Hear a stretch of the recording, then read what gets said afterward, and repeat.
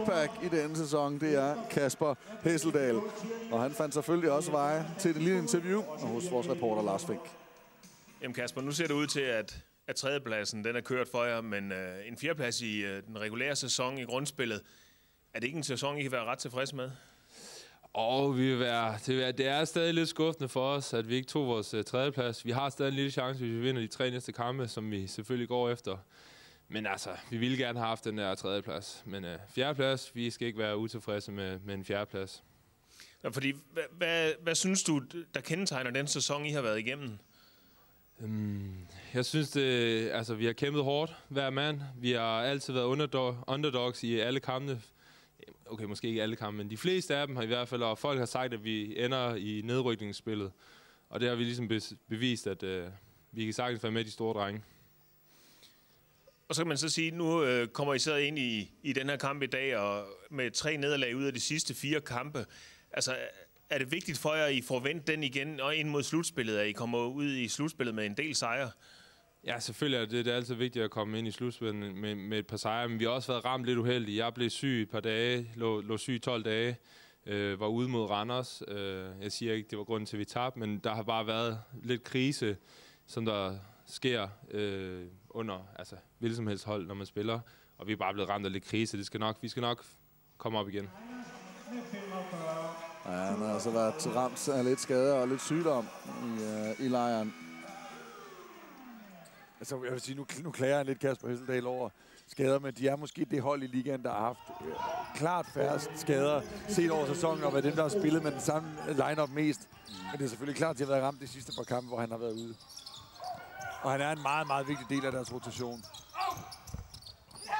Og især også for et hold, der spiller med så smal en line-up. Altså, og så med spillere, der spiller så mange minutter. Øj, David Knudsen! Masser af kontakt. 2 point. Og så er det en 3-pointskamp. 35-38. Ja, de har i den grad formået at ride stormen af her i Farmer. Og det er jo det, man ved med Værløs i år, og som med Ty McGregor-stil. Uanset hvad, så holder de ikke op med at spille forsvar. Det kan godt være, at de ikke sad tæt nok på i starten. Der er fejl. Maynard har et slag på armen af Hesseldal.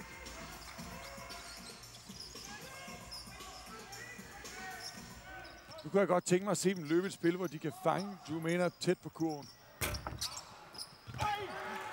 På den her måde. Han skal kæmpe sig til det. På den der måde, så skulle han måske bruge ringen til at beskytte bolden lidt, men... Og et godt crossover. Endnu en gang rigtig, rigtig fin aflevering. Han kigger ud på Ife Lundberg. Ja, og det, der er lidt sjovt med Ryan White, det var, da han var i Aalborg for nogle år siden, der blev han beskyldt for at spille for sig selv og ikke gøre de andre spillere bedre. Og han var en lille bitte smule sådan i starten af sæsonen i Wolfpack, men jeg skal sandelig love for, at i anden halvdel af sæsonen, han virkelig har arbejdet med det at gøre sine holdspillere bedre. Han har 7 point og 7 assist allerede. Og et par af dem er altså også 3-pointsscoringer. Ja. Kunne godt være endnu en af dem. Jonas Bro til Hesseldal og 2 point. Og for at blive lidt i samme rille, som vi har været i gang med. Det er assisteret, det er målgivende afleveringer. Præcis.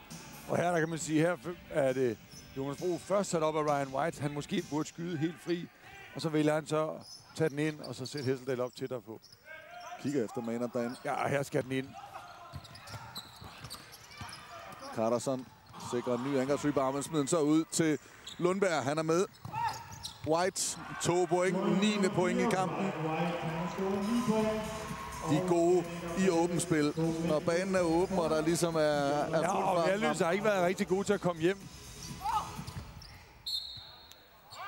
Knudsen presset. Ja, så synes jeg, nu havde de haft en rigtig god periode, Værløse. Og så kommer vi ind i den her stime, hvor det så bliver rigtig meget endnu en gang 1 mod 1, og bolde de mister. Har vi afleveringen for White hos den ene. Og så den her, hvor han angriber og tager den helt til kurven. Salman Khan forsøger at komme ind under ham. Det er ikke nok. Og et fingerrull. Sikrer 2 point. Amundsen kommer ind i stedet for Jonas Bro. Amundsen, der har 13 point indtil videre. Maynard, Torenstung. Og her ser vi Hesseldal. Han kan slet ikke være med i det her postspil, når Maynard han bruger kræfter til at få sin position. Men de er nødt til at finde ham så tæt på kurven. Jeg ved godt, at han ikke får et dunk hver gang, men... Det bliver et stil, og får måske et dunk mere her. Fesen lidt af slagsen. Lille læger. Borderline. 2 point, Drew Maynard. Og så er han op på 16 point. Angrebsfejl. Bruger albuen her, Kasper Hesseldal. Første fejl til ham. Og nu tænker jeg... Det er også solgt. Ja, nu tænker jeg, at Drew Maynard, han har taget 2 spurt op af banen. Han har trukket en angrebsfejl. Han har taget rigtig mange skud. Måske Ty McGregor skulle overveje lige at få ham ud 1-1,5 minut her. Og give ham en lille smule i benene, inden han også kommer ud til pause. Fordi at vi kan se, som kampen er skrevet frem, hvis ikke han er på banen til sidst, eller er for træt, så har Værløs ikke nok at komme med angrebsmæssigt. Han er stadigvæk derinde. Hesseldal. Ja, jeg tror ikke, han kommer ud. Sidder tæt på ham. Lundberg tæt på. Maynard kaster sig efter den, og det bliver Wolfpack-bold. Ryan White kalder på tørredreng. Jeg tror gerne lige, at han vil tørre gulvet. I hvert fald er nogen til at hente bolden. Og det er altså om 4 minutter og 16 sekunder, at vi får optrædet af Søren Stenderup.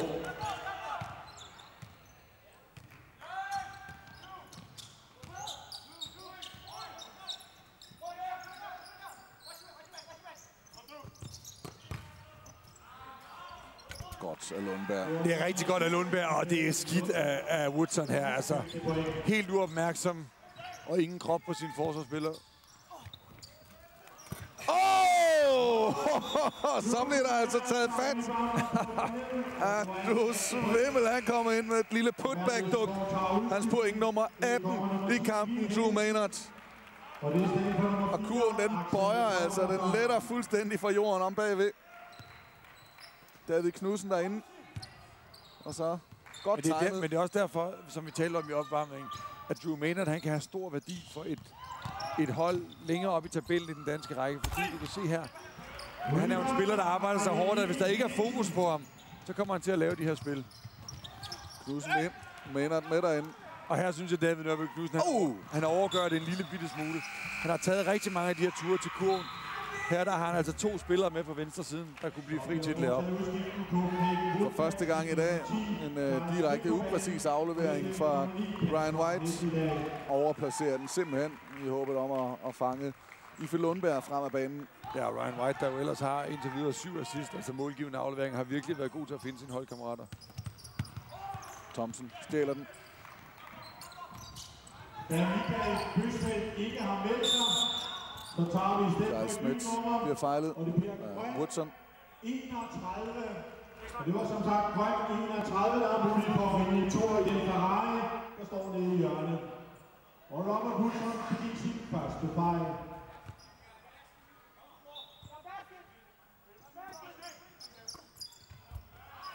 To point, Christian Thomsen. Men igen er det altså Woodson, der bliver fuldstændig solgt defensivt her. Han er nu oppe på 9 point. Knudsen over til Salman Khan. Toer. Ender ved Giles Smith. Og altså har været ude at sidde lidt med sine 2 personlige fejl. Eneste spiller, der har begået 2 fejl i dag. Så se, mouse in the house. Tilbage. Ja, men godt forsvar, Drew Maynard. Formår at blive foran Ryan White. Fejl peget på Woodson. Jeg tror, den bliver dømt. Det er meningen, den bliver lavet tidligt, som i her. Men den bliver først fløjtet her. Og der er det jo så Ife Lundberg, der har fat. Men prøv at lægge mærke til, den her, ingen tvivl om, at Woodson laver fejlen. Men så har Lundberg altså lige fat. Det er det, de tror, for det første der, den bliver fløjtet. Men Woodson med en fejl, hans anden. 2.33 igen, første halvleg.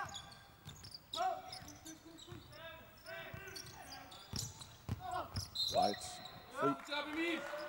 Bliver presset ud og ryger altså ud over baglinjen.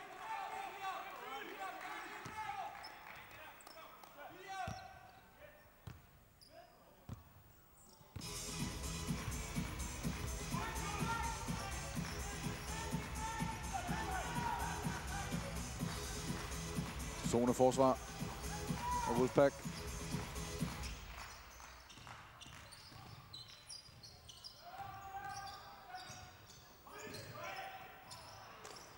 Tæt på et stil. Carterson.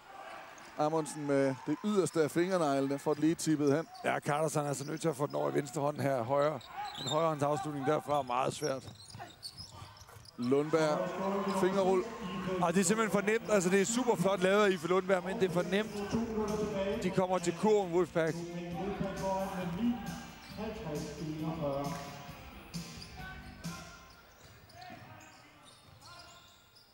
Og turnover igen.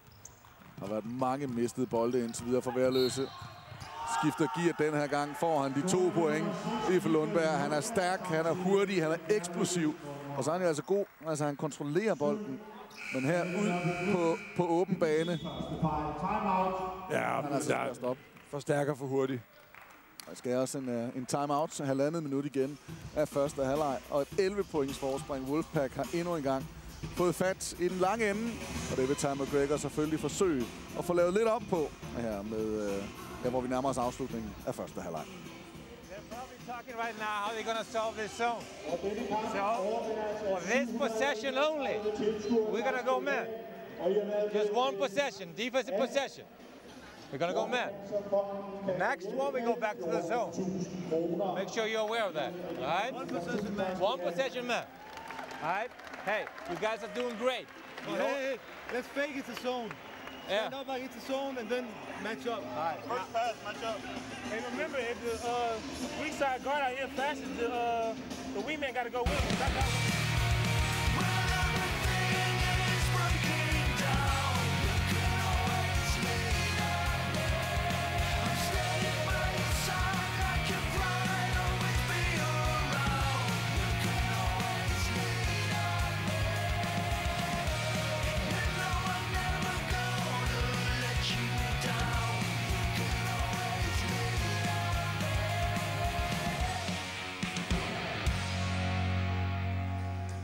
Kampen spiller indtil videre, Jens Laulund. Maynard, han har 18 point, 4 rebounds. Vi har en Ryan White med 9 point og 8 assist. Amundsen med 13 point. Vi har en Charles Smith, 6 point, 6 rebounds. Jeg synes jo, den ligger vel lidt til Andreas Amundsen eller Maynard i den anden lejr. Men mest fordi Amundsen bare har stået rigtigt og ikke har brændt. Ryan White synes jeg har været forskellen i dag for Wolfpack. Det er ham, der har sat op. Det er ham, der har stjålet bolde. Og Lundberg efter en lidt stille start, så er han altså kommet i gang. Han kan med scoring på det her bonusstraffekast kommer på 10 point. Og det gør han. Ryan White 9 point, Lundberg 10, 13 til Amundsen, 9 point også til Christian Thomsen. Og de har altså fået fordelt det godt. Men de har også scoret mange point, så der er nogen at give af. Fejl og Woodson med 2 point. Og det er det, Woodson han kan på Ryan White. Han har lige lidt mere power, men han giver altså en del speed væk. Hvis han kommer ind på kroppen af ham som her, så har White det svært. 2 point til Woodson og straffekast. 8 point har han. Nu 9. Men Woodson har været fint offensivt. Han har lidt mange turnovers, men det er mest i defensiven, han har haft problemer. Specielt hvor han væk fra bolden har stået forkert.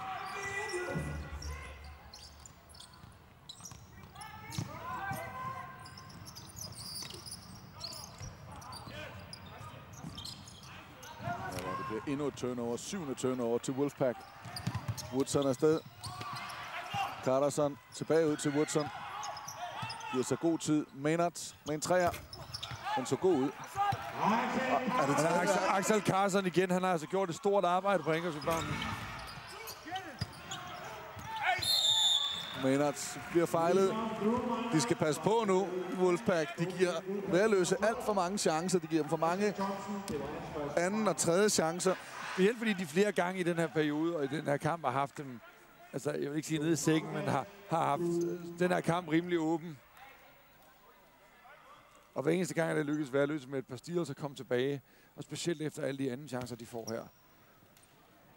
2 straffekast til Maynard.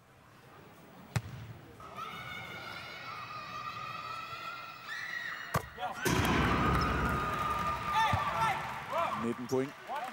Ja, 19 point og 6 rebounds til Maynard. Han har vundet matchupen indtil videre mod Charles Smith. Ja, det må man sige. Men det er jo forventet, at han kommer til at score. Endnu en rebound til Carterson. Den her islandske trepointsskytte.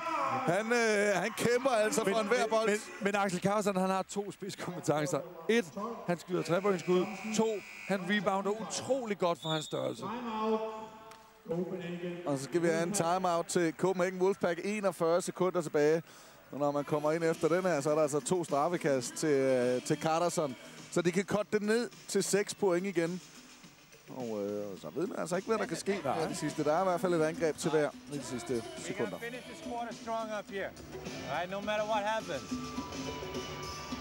When we get possession, look at the time. See, if we finish quickly to the basket, we might, get 2-for-1 situation.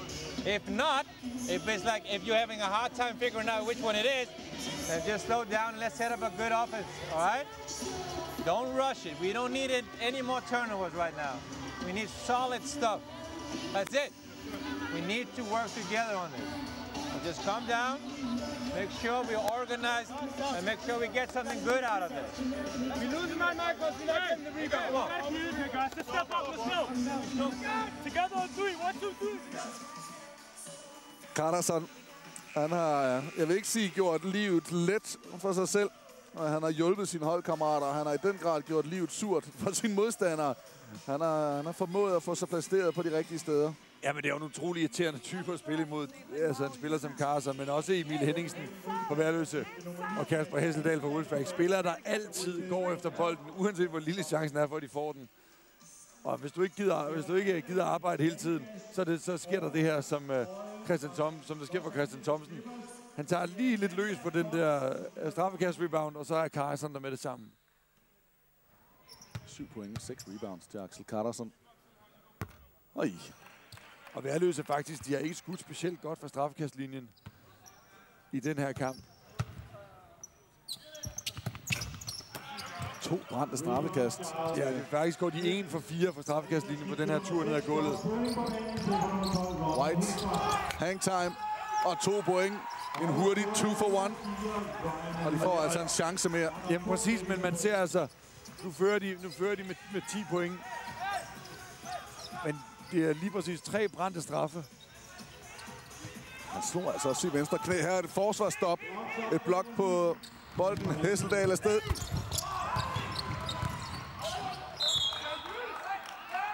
Wolfpack får den. Kasper Hesseldal forstår det ikke helt. Ikke den bedste sekvens. 2 brændte straffekast til Carterson. Og så altså et blokeret 3-pointsskud på de sidste 41 sekunder. 7 sekunder. Masser af tid. Nye 2 point. Ja, og det bliver utroligt dyrt for Værløse her i slutningen af perioden. Fordi de har straffekastet kun bagud med 8. Så smider de 2 straffekast væk og giver 4 point til Ryan White i de sidste 40 sekunder. Pausestilling 45-57. Ryan White snes op på 13 point, hvilket gør ham til topscorer sammen med Amundsen. Og dermed så er første halvleg altså overstået. De store spillere, Jens Laudrup, har vel indtil videre været Ryan White og Drew Maynard. Ja, det synes jeg altså. Jeg synes, at Wolfpack har mange spillere, som har leveret pointene, men de har alle sammen været sat op af Ryan White. Og en af dem kunne være Gabriel Ife Lundberg. Han står nu klar hos Lars Fink. Jeg står her med Ife Lundberg. Efter en fantastisk start på kampen, så sådan tonede det lidt ud for jer. Hvor vigtigt er det for jer, at I så sådan stopper første halvleg her på toppen? Det er utroligt sig selv med vores selvtillid, fordi Værløse er et hold, der kæmper meget for det. Vi kan ikke miste fokus mod sådan nogle hold. Vi bliver nødt til at fastholde vores fokus og være energiske hele kampen, for ellers så kommer de tæt på os. Og hvad var det, der gjorde, at det sådan knækkede lidt for jer her i løbet af anden periode? Jeg tror mere, det var energiniveauet, der faldt. De er meget energiske Værløse, og vi fokuserede ikke. Plus, jeg ved ikke, hvad det står i reboundspillet, men de går efter reboundsene hele tiden, og så er vi lidt sløse der. Det er også som om, at I giver dem plads til at hente både anden og tredje bolden, når det er tæt. Skal I ind og bruge noget mere fysik under kurven? Ja, 100%. Som sagt, de kæmper meget, men det skyldes også, at vi ikke snakker sammen. Der går bolde rundt her og der, og vi kigger bare på bolden, i stedet for at bokse ud og sige, at jeg har bold. Så det er et spørgsmål om kommunikation. Tak skal du have. Altså, Ife Lundberg, i det her storkøbenhavnske lokalopgør mellem Værløse og Wolfpack, der fører gæsterne fra København, der også PT indtager fjerdepladsen i ligaen med 12 point, 57-45.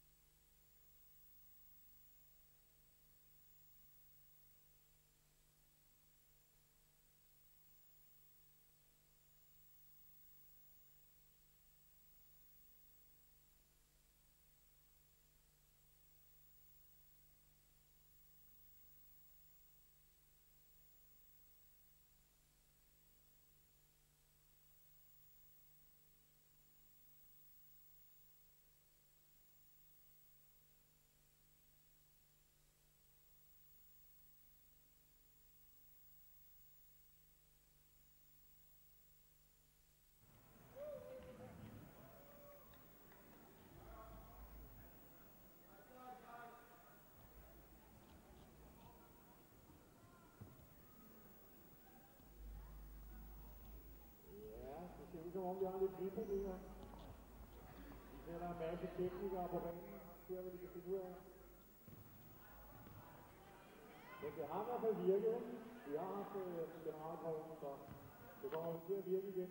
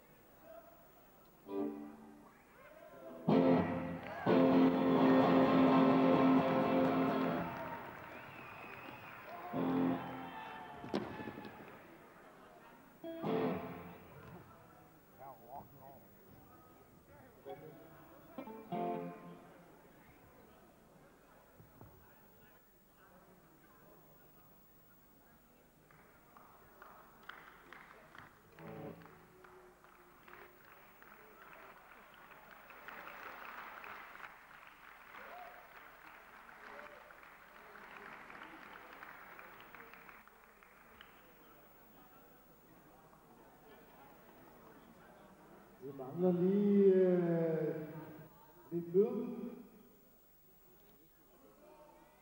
Men vi har Christian Hjort på sagen. Så kan det ikke gå galt, giver min hånd.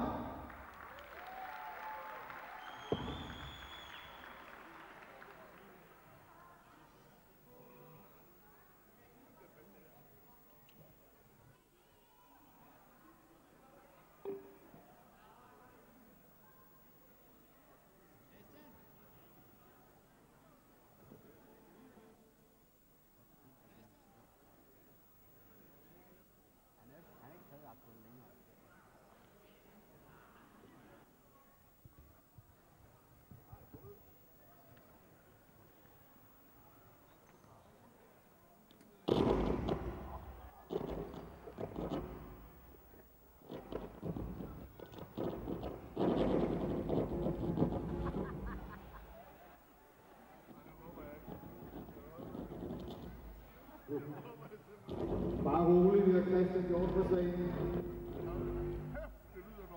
Imens vil jeg fortælle en lille vits. Hvad er det, der har 4 ben, en hale og siger miau?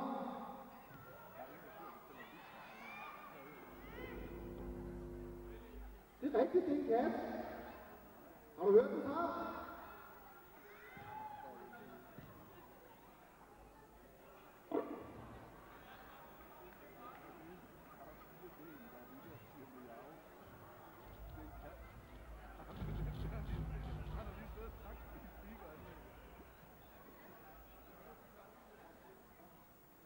Den hedder Tag mig med. Jeg plakker.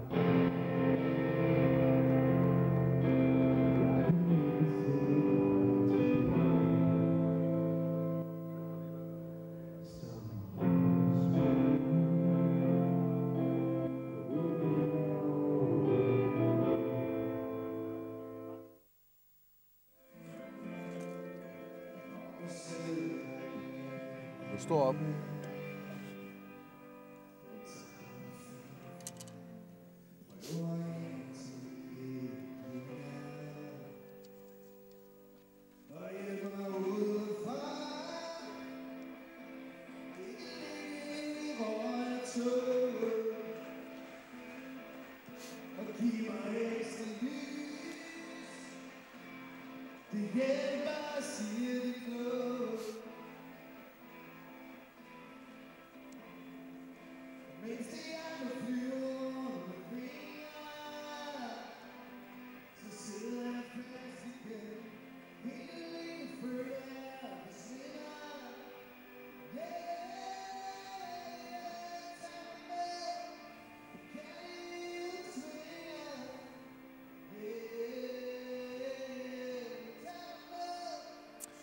Inden at Zach Egholm han tager over med fodbold unplugged, så er vi klar nærmest med basketball unplugged her for Farm Arena. Vi er ved pausen. Det er 12 points forspring. Det står 57-45 til gæsterne for Wolfpack. De to hold de har været ude i omklædningsrummet det her bag os, mens lyset har været slukket, og underholdningen den har nærmest været på kogepunktet. Lad os prøve at komme ud og høre, hvad der er blevet sagt.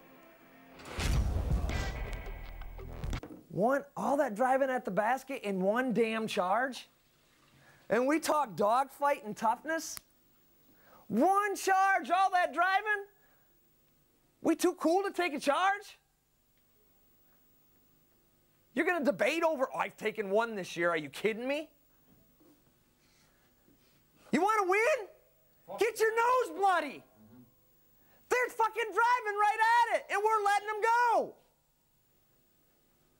Dogfight is stepping in there and taking one. Get your nose busted.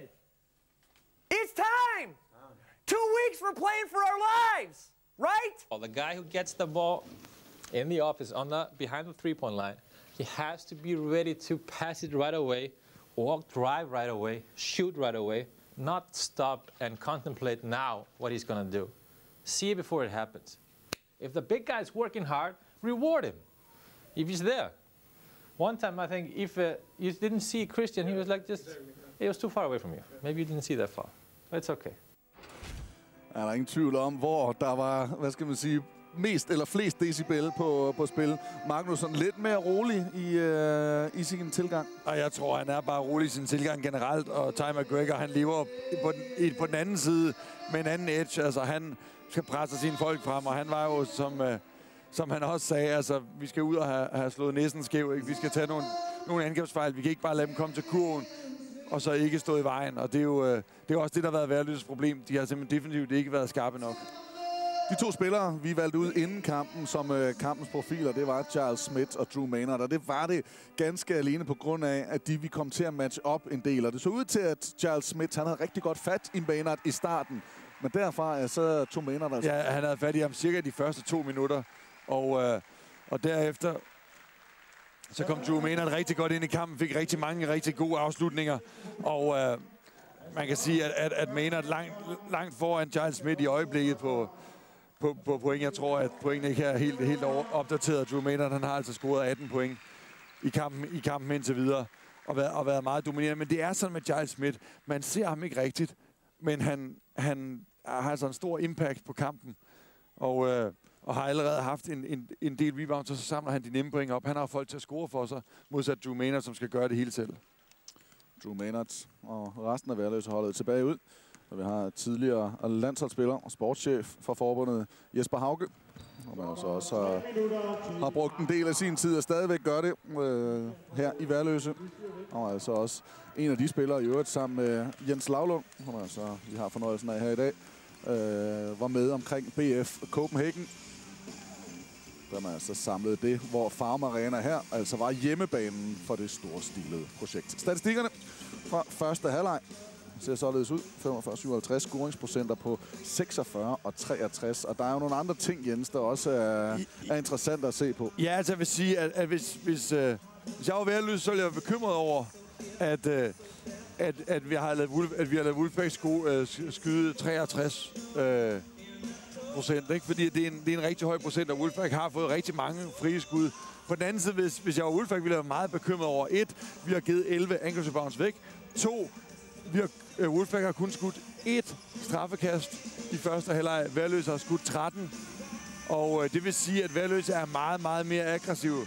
Og det kan man sige er et faresignal for Wolfpack, fordi hvis Wolfpack holder op med at ramme, hvad er det så, de skal leve af? Og hvis Værløse lige pludselig får lukket ned i forsvaret, og det ved vi, de kan, de er et af ligaens bedste forsvarshold, ja, så får de problemer med Wolfpack.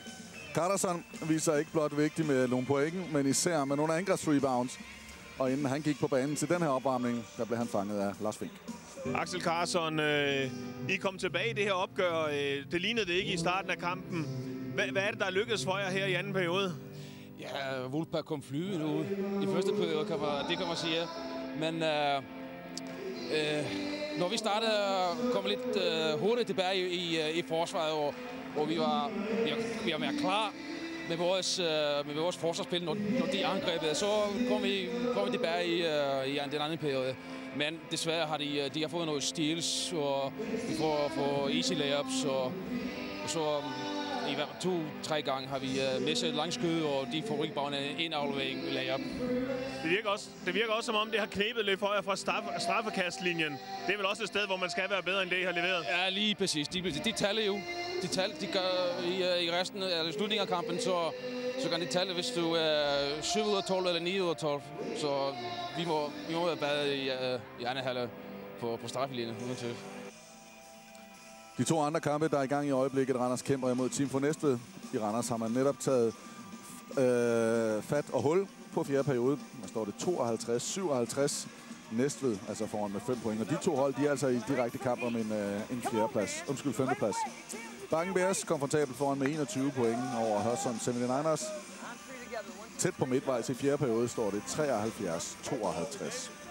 Men her i farven, man skal altså til at tage hul på anden halvleg, 3. periode. Og det gør vi ved stillingen 45-57. Altså det samme pointantal, 57, som Team for Næstved har, og de er foran, hvor de har taget hul på 4. periode. Ja. Så der er blevet scoret point. Ja, og en kamp, der nok bliver spillet lidt på Næstveds præmisser. Næstved et hold, som ikke scorer super mange point, hvorimod Randers et hold, der rigtig gerne vil frem og score mange point, og det er en meget, meget lav score. Så er det tid. Maynard, Woodson, Knudsen, Carterson og Henningsen på banen. De 5 starter for Værløse. De starter også i anden halvleg, og det samme er tilfældet for Wolfpack. Magnusson har givet genvalg til White, Lundberg, Schmidt, Thomsen og Amundsen. Maynard, topscorer i kampen, starter ud. Carterson bliver blokket. Ja, og Carterson en lille smule for bange for Giles Smith. Han skal gå lige op med den her og se, hvad han kan få ud af det. Schmidt med rebounden. Thomsen kommer kottende. Ife Lundberg står klar i den anden side. 5 sekunder nu på skudordet. Ny angrebsrebound ser det ud til. Ja, Giles Smith har fat i bolden og træder ud. Og uanset om de begge to har fat i den. Han taber måske lige et skridt, Carson. Hvis han bare var gået op med venstre hånd, så havde han fået en fejl eller en scoring.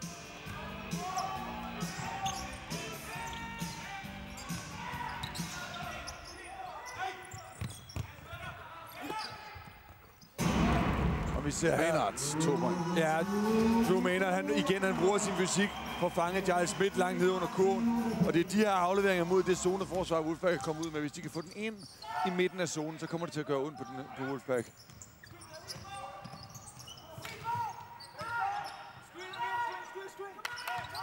White over for Woodson.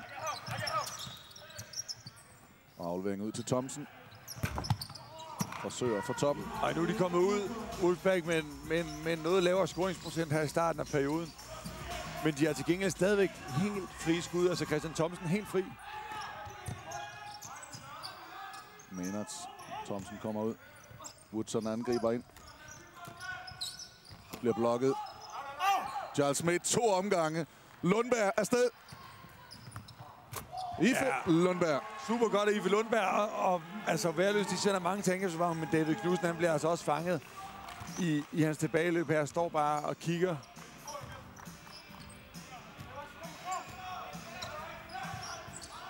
Giles Smith med 5 blokerede skud. Carterson, en lang. Jeg tænker, Drew Maynard, det er godt spillet ud til Carson, men han har altså en rigtig god position tæt på kurven. Ife Lundberg mister lige kontakten og kontrollen over bolden og taber den så lige på baglinjen. Der har vi det andet blok, og bolden sendes afsted. Og sådan her afslutter man let i 305 cm højde. Værløse har taget Emil Henningsen ud, som er en typisk inside-spiller. En er kommet mand med bolden her, Mads Enoch, som er en decideret skytte. Woodson trækker fejlen. Scorer 2 point.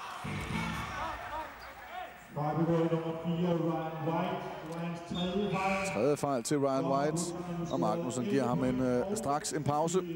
Jonas Bro kommer ind. Det er en... altså kritisk er det heller ikke, men det er stadigvæk en lille streg i regningen for Wolfpack. White, der har 8 assist og 13 point, ifølge statistikkerne.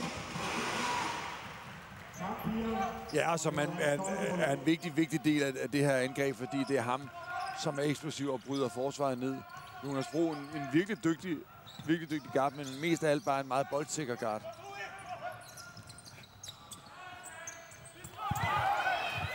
Charles Smith, 2 point. Ja, og godt spillet ned af Christian Thomsen. Fanger altså Drew Maynard på den forkerte side. Charles Smith lidt scoring. Godt sker de er bagud med 11 point, men Ty McGregor, han er altså i gang på sidelinjen. Lad os lige prøve at se, hvor aggressiv han er derude. Hey! Today! Come on, talk! Hey! 54! Right away, let's go! 3 game, let's go! Altså, McGregor, vi skal høre fra ham senere i en timeout. Maynard, det er godt lagt i hele vejen igennem. Han er altså en stor spiller. Ja, men han har meget god kontrol, og specielt har han rigtig god kontrol over hans tempo her. Det er ikke fordi, det går vanvittigt hurtigt, men han skifter tempo på de rigtige tidspunkter. Bro. Thomsen ind til Charles Smith. Han burde have noget fordel her. Trækker. Jeg tror, han er tæt på, han får and one-spil. Trækker en fejl. Får 2 domkast. Men jeg synes, at ikke Værløs virkelig har læst på lektien. De kommer altså ud og virkelig sætter tryk og faktisk bytter på screeningen mellem Charles Smith og Jonas Bro. Og Jonas Bro er jo en rigtig dygtig guard, men ikke en guard, hvis man har scoutet ham, der normalt ville slå dig til kurven. Ikke fordi han ikke kan, det er bare fordi det er ikke noget, han gør. Og derfor så ender Drew Maynard i den helt forkerte position. Har vi læger oppe for før den. Maynard skifter retning. Balance ned igennem feltet og afslutter med venstre hånd. Smith scorede på det andet. Straffekast brændte det første. 9 point til ham. Man kan sige en ting i Farum og Værløse. De er glade for deres Dire Straits.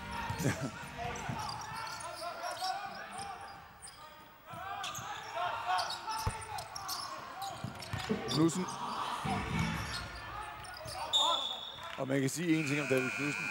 Han er ligeglad med mange skud, han brænder. Han bliver ved med at forsøge at angribe. Han er en af de spillere, man godt kunne forestille sig kunne være væk fra Værløse næste sæson. En af dem, der måske kunne prøve et ophold i USA med college-rækkerne. Det samme selvfølgelig gældende for Ife Lundberg, hvor vi får 3 point for Rob Woodson. Lundberg har og Woodson muligheden for et par colleges, men han har altså også muligheden for udlandet. Men Woodson med sin 3. Ja, Woodson, han startede ikke specielt godt i den her kamp, og har haft lidt for mange turnovers. Men han har altså virkelig samlet spillet op og skudt sig varm. Thomsen højt op på pladen. 2 point.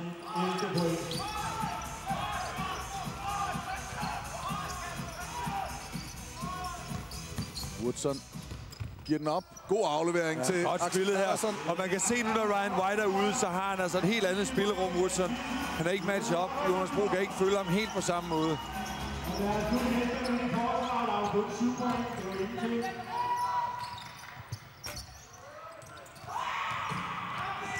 Knudsen.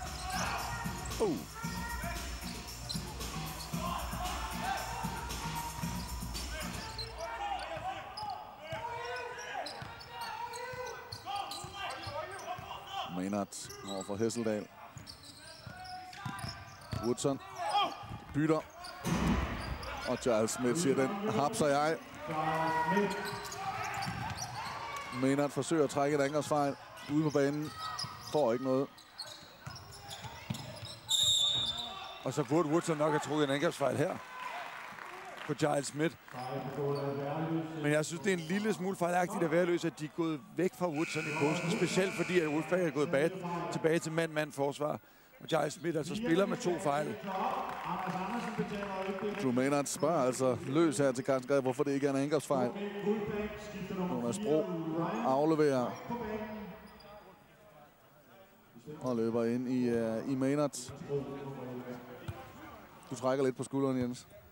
Jamen altså, måske er det en angrebsfejl. Jonas Bro en lille smule opmærksom og har egentlig plads til at lande. Men samtidig så har jeg altid synes, det var lidt mærkeligt, det der med bare at trække en indkøbsfejl, for indkøbsfejlen skyld ud midt på banen. Så du siger, at den kunne godt forsvare sig dømmes, men du er egentlig glad nok for, at den ikke blev... Ja, det er i store træk. Smith scorer på nummer 2. Eller undskyld, på det første. Scorer på nummer 2 før. Får altså sit andet her. Fint touch, fint release. Giver ham sit 11. point. Første dobbelt-dobbelt i aften. Har 11 point og 10 rebounds, Charles Smith. Og så altså sine 5 blokerede skud. Den er dyb for Maynard. Tager lige det første af ringen. Men jeg synes, det er 2 helt forkerte skud. Woodson, han har haft lidt succes her med at komme til kurven. Men på den første dribling ind til kurven, brænder. Bolden kommer ud til Drew Maynard, som har en kæmpe fysisk fordel under kurven. Men han vælger at skyde 1 meter bag trepointslinjen. Jeg synes, Værløse har brug for at få byttet om på rollerne. For Woodson outside, for Maynard inside. Vi skal have os en timeout. Ty McGregor ryster lidt på hovedet. Lidt utilfreds med forløbet af kampen indtil videre. Han er bagud med 9 point. Han var dog ikke helt utilfreds med at få en chance for at komme tilbage til Danmark. Og ikke mindst til Værløse, hvor han altså tidligere har været som spiller. Well, I played here. Unfortunately, it's been quite a few years ago. So when I reflected on my coaching career and the time that I had playing here, I had some pretty good success as a player, and you know, a time of my life that was really special for me because of the people in Værløse, that family-type atmosphere the club has. You can't put a price tag on that. And so coming to an end of my coaching career, I coached in college the last few years and done kind of what I wanted there. Back home, I have my family and my 2 kids, and I have my own business. It's actually, I own a gymnasium, and I have a fitness center. So I have everything waiting for me back home, but I wanted one last hurrah in the coaching field back in Værløse, again, because of the great experience I had here and the tremendous family-type atmosphere the club has, great people. And what's it like to be back? Was it everything you hoped for? Yeah, except for some more dubs. I sure would like to have a few more wins, but I think in time, I know in time, with the culture and the seeds we planted with our club so far this year, it's going to get there. But you can't change something overnight, and it's a matter of, like I said, time, some experience, learning more about accountability and work ethic, which we have. Everything has went well except for the dubs, but we've made a foundation, I think, and that's all you can ask for at this point. For the dubs, som altså er W's, og hvad man betegner som amerikaner som sejre. For W, der repræsenterer et win. Det er altså ikke det, de har fået flest af i Værløse. Det kan vi godt løfte sløret for, og det har de også været ærlige omkring, og det er også noget af det, der har skuffet dem. Det er blot blevet til 6 sejre i de 25 kampe, de har spillet indtil videre. Og det står altså til et møde med Aalborg i nedrykningsspillet. Et Aalborg-hold, der netop har slået Sisu på udebanen, og vel et eller andet sted er begyndt at finde lidt form på det rigtige tidspunkt. De har kun vundet 3 kampe i sæsonen. Og så synes jeg lige, vi kan se Drew Maynard her. Altså, en virkelig arbejdshest, anchors rebound og 2 point, som han får slidt sig til. Han er meget svær derinde. Smith træder rundt og scorer 2 point. Ja, og gør virkelig lidt det samme her. Man kan sige, nu leverer Drew Maynard i den ene ende. Han ser en lille smule slidt ud i forsvaret nu. Og det er jo en af de ting, når vi taler om Værløses tætte kampe, der har været et af problemerne. Det har været, at de har haft svært med den her meget smalle rotation til at have energi til at både dække op og score i de sidste par minutter af kampene. Knudsen med en træer. Hesseldal tipper den ud. McGregor og nede bad altså om en skridtkendelse på den sidste. Derfor ser vi først Maynard i den ene ende. Han kunne måske have fået en lille fejl med på Christian Thomsen her. Så Charles Smith. Jeg tror egentlig, den er god nok, Charles Smith. Det ser lidt ud, som om han får brugt sine fødder tit lidt for meget, men han er meget god til at holde sin ene fod i jorden. Maynard ryger i gulvet. Lidt langsom om at komme op. Brokker sig på vej tilbage. Carterson smider sig nærmest, og så er der 2 nemme point til Hesseldal.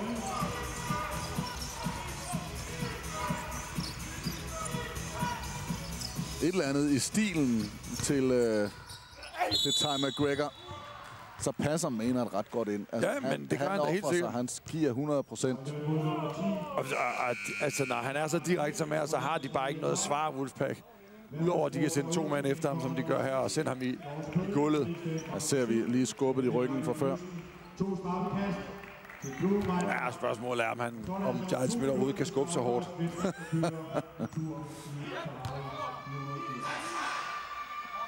To andre kampe, 62-68 med 2,5 minutter igen. Mellem Randers og Næstved, altså et 6 points forspring til Næstved. Og så står det 94-68, og det bliver også slutresultatet. Bakken Bears vinder og overtager dermed førstepladsen. Og man kan sige om Værløse, nu er de bagud i den her Wolfpack-kamp, men de har brændt urimelig mange straffe. Og det ville nok ikke have gjort, at den var lige, men det ville have gjort kampen tæt, hvis de havde kunne skyde. Og Drew Maynard havde en helt stor sønder i dag. Sender nummer 9. Mads fra Hessedal i linjen. 2 straffekast, han får det til at få 8 point. 2 straffekast til Hesseldal. Ja, får en med 11 point. Han har 8 indtil videre. Der bliver det 9. Maynard i dag altså 4 for 8 fra straffekastlinjen. 1 for 6 bag træeren.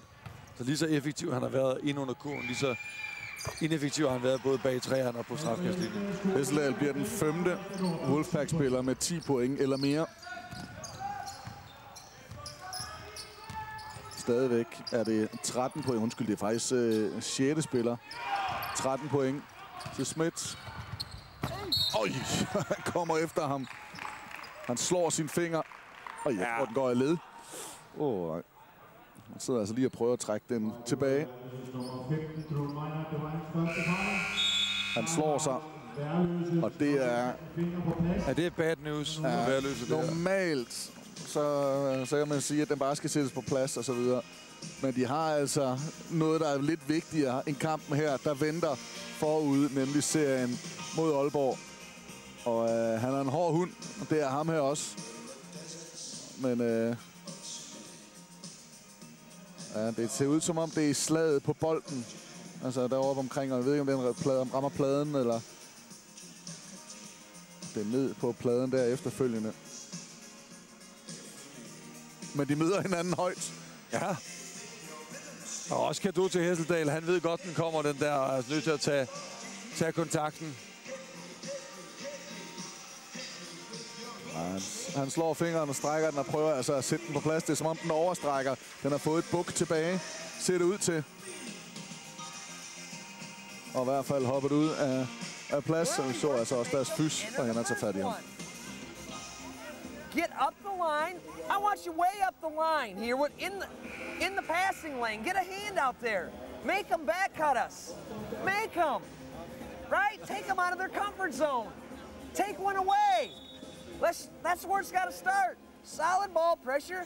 Get on the line, up the line, force them to back cut. Then see what happens. Get us some charges. You got to leave earlier for help. You're too late. Stick together. Stay together. Execute. On 3 together. 1, 2, 3. Go.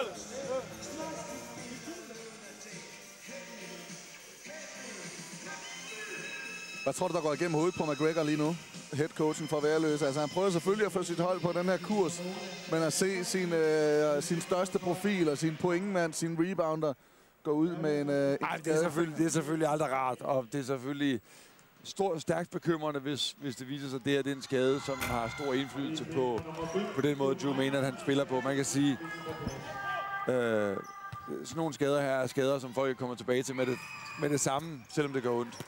Og spørgsmålet er, om han prøver at komme i gang igen her. De arbejder i hvert fald med tape derovre, hvor jeg ved, vores reporter Lars Fink, han har været over og hørt over. Jeg ved ikke, Lars, om du har en lille update? Jo, det har jeg. Jeg har lige snakket med Drew Maynard, mens han nærmest fik vrikket fingeren på plads. Han sagde ikke af. Han sagde, at han er tilbage på banen. Det er bare lige et spørgsmål om at få den tapet ind, så hammer han videre derinde. En hård hund, og han har brug for en pause derude. Han vil egentlig hans første plads på bænken i dag, hvor han lige får lov at tage lidt vand. Tobias Tita er kommet ind i stedet for. Tita, der er kommet noget uheldigt fra start den her sæson. I Randers fik han et slag eller en albue i nakken, og så landte han efterfølgende ned på nakken og var nærmest paralyseret. Og bliver altså